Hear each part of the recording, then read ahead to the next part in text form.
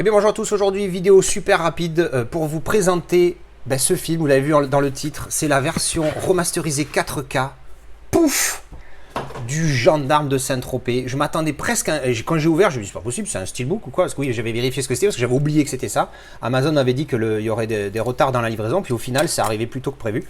Et donc en fait je pensais à un simple amarré au départ, après quand je ouvre, je regarde ça, je me dis putain mais ils ont mis un steelbook ou quoi. Et en fait pas du tout, c'est pas du tout un steelbook. Alors sur la jaquette, sur l'étiquette pardon, il y a marqué le premier film de la saga culte enfin en qualité 4K. Je pense que c'est le seul qui mérite, parce que sur les 6, il y en a vraiment, il y a celui-là vraiment sort du lot, après il y en a peut-être le gendarme se marie et en balade sont sympas. Après les autres font vraiment figure de film série B fatigué, même pour l'époque. Inclut une affiche exclusive et un bonus inédit, les gendarmes au musée. Ah, ça doit être sur dans les bonus du Blu-ray, pardon. Hop, alors on va ouvrir ça. Alors, bah écoute, pour le coup, putain, ça va quoi. Elle est pas mal cette petite édition. Alors le G-Card, alors au niveau des langues, pour le coup, il n'y a que du français. DTS Master Audio 2.0 quand même. C'est quand même pas mal pour un film de cette époque. Donc ça fait une espèce de gros glossy. Alors c'est du carton, c'est une espèce de full zip carton. Et dedans, on dirait un petit digipack. Voilà. Devant, derrière. Et non, ça fait pas continuité, mais ça aurait pu. Hop. Donc là, petit digipack standard. Et quand vous ouvrez... Ah d'accord, donc ça, ce serait... alors une petite affichette. Ouais, alors si c'est ça le poster, par contre c'est du foutage de gueule.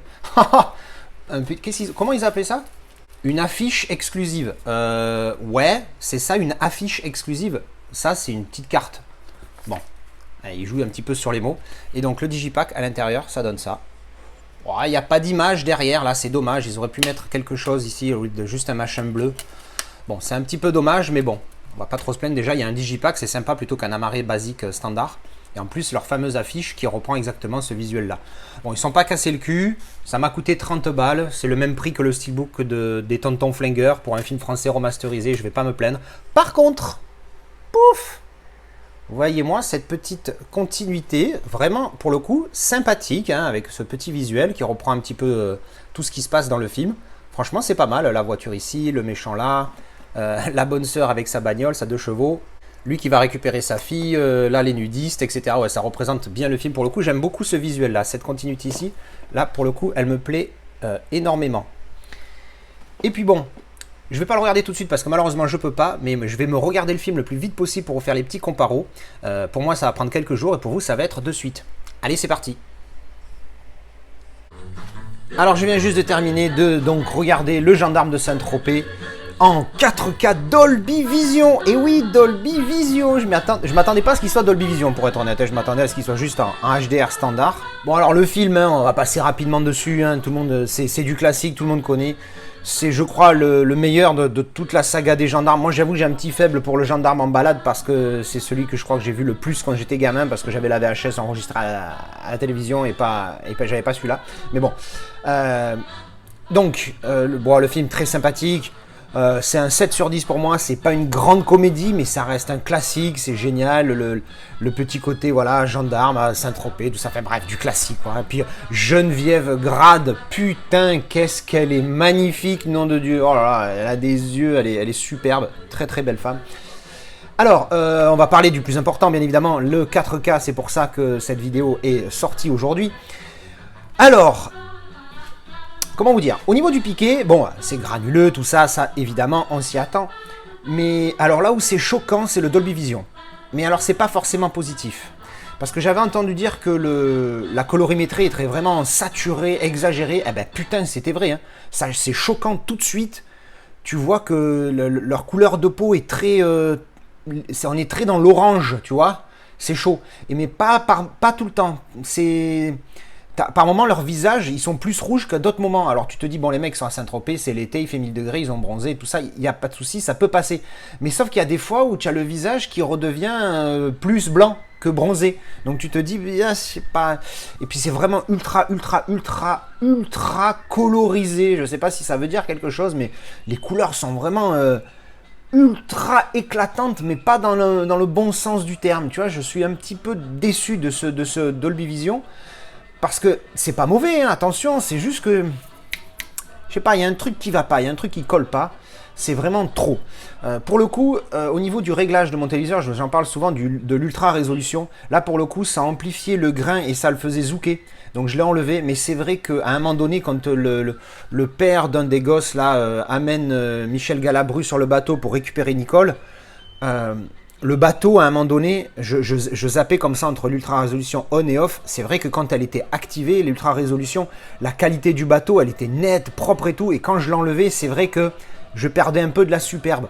Alors j'ai vu le film quasiment sans ce réglage-là, parce que le grain était trop visible, ça amplifiait le grain, même si ça rajoutait un petit peu de netteté, ça amplifiait trop le grain et ça en était désagréable. Donc du coup, je l'ai désactivé.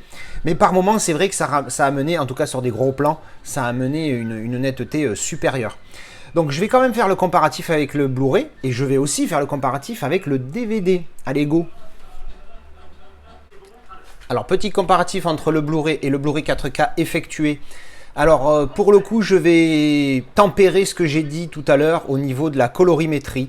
C'est vrai que c'est très choquant. Alors après, est-ce que c'est ma mémoire qui se rappelle beaucoup du DVD que j'ai vu et la VHS que j'ai vu maintes et maintes fois, ou ça m'a fait un gros choc. Mais c'est vrai que quand je compare avec le Blu-ray, l'apport du Dolby Vision est quand même pas mal. Au niveau du piqué, on est mieux quand même. On est mieux, il y a une précision qui vraiment n'est pas sur le Blu-ray, mais attention, bon Blu-ray. Le Blu-ray est bon pour le Blu-ray que c'est par rapport à l'époque, tout ça. Je vais mettre 3,5, limite 4 pour ce Blu-ray. Pour le 4K, je vais mettre... parce que j'avais pas donné ma note avant la comparatif. Donc là, peut-être j'aurais dû le faire avant de faire le comparo. Je vais donner 3,5 pour le 4K. Non, je vais donner 4. Je vais donner 4 parce qu'il est quand même bon, la colorimétrie est bonne. À un moment donné, là, quand ils sont dans une scène comme là où vous savez, quand il dit « Oui, chef, on est les plus forts, oui, chef !»